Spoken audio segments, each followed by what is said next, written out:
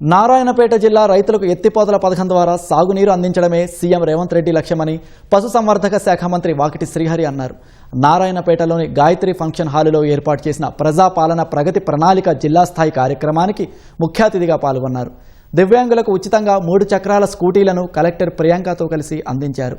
నారాయణపేట కొడంగల్ ఎత్తిపోతల పథకం పనులు శరవేగంగా జరుగుతున్నాయని, పథకం ద్వారా జిల్లాలో 1,20,000 ఎకరాలకు సాగునీరు అందుతుందన్నారు.